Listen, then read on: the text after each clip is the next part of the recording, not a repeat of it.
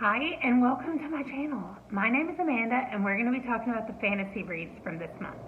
So every month I read 3 books from the 100 Best Fantasy list from Klaus at the Contradictorian. He is working on making the list. He still has 20 more to go, but I'm not going to catch up to him for a while, so he's got time. Anyway, the 3 books that I read this month. First, I read Conan the Barbarian by Robert Howard. I didn't know what to expect with this book. I feel like I watched the movies when I was a little kid. I mean, I at least know that Arnold Schwarzenegger's in them, and I remember seeing him as Conan, but I don't really remember anything that happens in them. And these books, as far as I understand, there are a lot of Conan books, and they all seem to just be short story compilations. And so I just picked one, the one at my library called Conan the Barbarian, and that's where I started reading. And they don't seem to follow any kind of linear pattern. It just seems to be like stories of Conan. And so we go all the way from Conan being king of a land area, to Conan being a pirate, to Conan being just a regular, no, he's never regular, but just a guy who gets put in jail for murder. So, I mean, it's just random Conan is all it is. And the only thing that stays consistent is Conan. And so we're introduced to characters in these stories, and then they're not in the other stories. They don't come back. So I didn't love it just because I just don't like that kind of storytelling. I don't like the hopping around and all that kind of stuff. Now, in the stories, I did enjoy the writing. I think Robert Howard does a good job of setting up tense scenes a lot of times, and he does a good job with spies and espionage type things. But again, I kind of wanted a linear story. Let's start here and let's go to here. And that did not really happen in these stories. So that is Conan the Barbarian. Then we have The Last Wish by Andrzej Sapkowski. This is actually book .5 in the Witcher series. So I thought it was the first book. And if you saw my January TBR video, I actually said I was going to be reading Blood of Elves because that's book 1. I think that's what it's called. But then I went back and looked it up, and I was like, oh no, The Last Wish comes first. And so I picked that one up thinking it was book 1, but it was actually only book .5. And also it was just a collection of stories about The Witcher. While I liked that one more than Conan because I feel like The Witcher stories at least followed the same group of people, I still just really like the more linear stories if we're talking about one character. So it was okay, and I'm definitely interested in continuing on and reading more in the series, but I didn't love it. Again, the collection of short stories. I probably should have just gone with book 1 instead of book .5, but I didn't realize that's what I was doing. So we're just following the Witcher, and he's a witcher, and we don't know what that means at the beginning, and we kind of find out through the book what it means to be a witcher and what his code is, his internal code. And he deals with some witches that are, the witcher to me sounded like it would be a person who maybe hunts down witches or whatever. That's not really what a witcher is, but there is definitely magic in this world, and the witchers are kind of given their magic, or it's created in them, and instead of magic users who are born with magical abilities.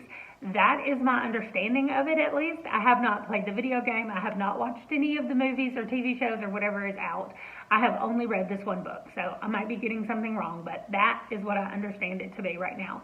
And so we don't even get the full background on The Witcher. We do get a little bit of information about his childhood, but it's such a small amount that I was like, I want a little bit more. So anyway, I'm going to continue, I think, in this series. I'm at least going to put book 1 on my list, on my series list, and then once I read that one, I'll make a firm decision on if I'm going forward or if I'm going to stop.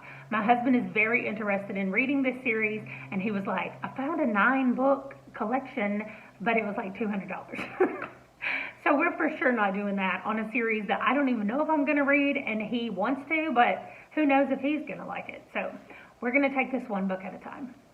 The last fantasy book that I read was The Golden Compass by Philip Pullman. This was so great.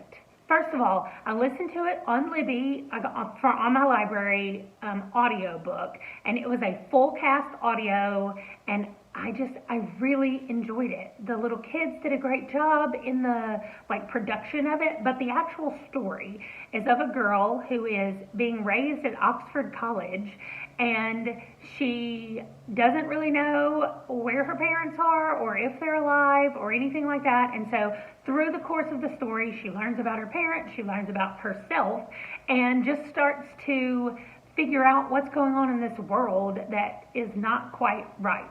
She overhears a conversation about some stuff called dust, and she's like, what is that? What is dust? She overhears a conversation about kids being kidnapped. Her friend nearby that lives nearby, he goes missing, and so she's like, oh, well, something has to happen. But she's just a little kid, so she keeps getting roped into these adventures kind of on accident and kind of because she's like, I'm coming along to do this. Now, one of the coolest things about this whole world concept is that humans are born with demons, and they call them demons, but really they just seem like animal familiars. And when you're a kid, this is what I understand at least from the one book I've read, when you're a kid, your demon can change shape and change into different animals. But when you're an adult or when you go through puberty, your demon gets set as an animal, some kind of animal. And so there was one discussion where this guy was like, we were at sea and his demon took on the shape of a dolphin, and you can't get far away from your demon. And so this guy then had to just live the rest of his life on a boat because his demon was a dolphin, and they can't get far away from each other. And by far away, I mean they have to be able to see each other practically. That's how close they have to be. So it was really cool, but it ended on kind of like a cliffhanger-y part, and I'm like, I need to keep going. So, I mean, I would probably keep going anyway, but I'm like, it's going to annoy me until I find out what happens in Booktube. So, I will definitely be going on and definitely continuing. So, I would say out of these 3 books, one was a definite hit, one was a maybe hit, and one was a probably not for me anymore. But it still means that I'm reading fantasy and I'm finding things that I like, finding out what I like about fantasy and what maybe I can pass on and don't have to read next time.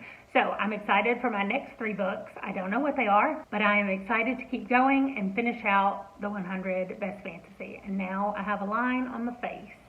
So I'm going to go. I'm going to go.